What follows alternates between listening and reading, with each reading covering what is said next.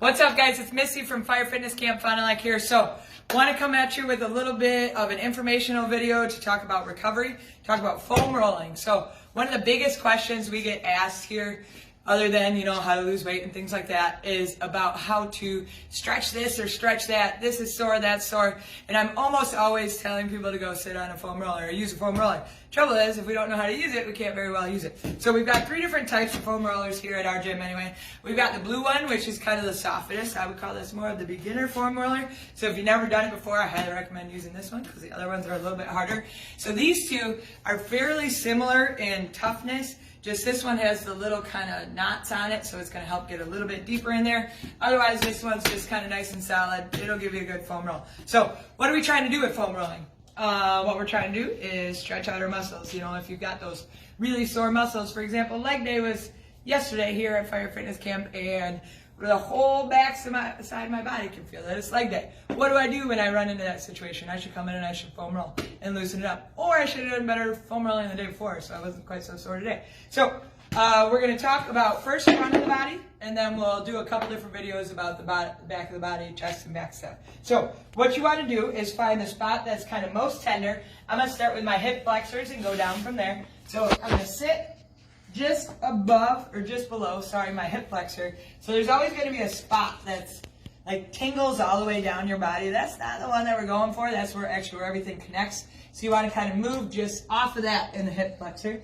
And then when you find that spot that's most tender, you just kind of want to relax on it best you can. So taking some big deep breaths.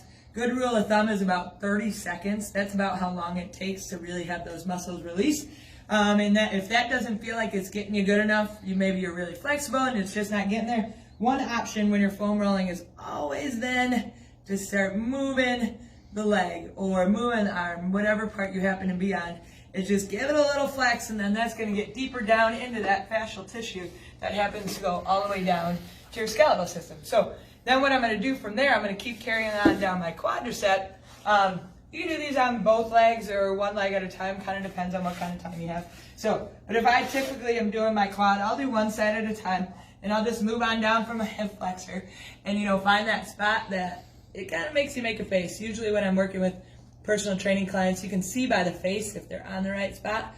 So find it, get some big deep breaths, and again, if you want to get even deeper, you can go ahead and flex that foot. So you can work all the way down your quad, find 2, 3, 4 spots that are kind of sore, keep loosening up the whole thing.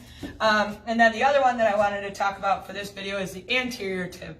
So this part is often left out, but the issue with that is if you're having problems with your squat range, if you happen to lean really far forward or something like that, we always think it's in the hips, which it can be in the hips, absolutely.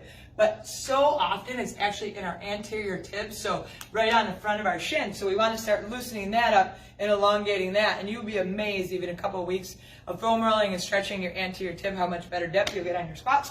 So all I'm going to do for that is essentially the same thing. I'm going to find the most tender spots on it right here and kind of find whatever way I can sit on that and get some big deep breaths, put as much pressure on it as I can handle doing it, and kind of loosen it up. And again, I can flex my foot with that, and I can loosen it up even more. So all 3 of those are really great things to start working on. If you're really sore after workouts, you're having troubles with your squats, staying down in your heels, try any one of those after a workout, and you're going to get much better depth if you stay consistent with it. So that's the front of the body. Stay tuned for stuff on the back of the body and the upper back, chest area. So thanks for listening.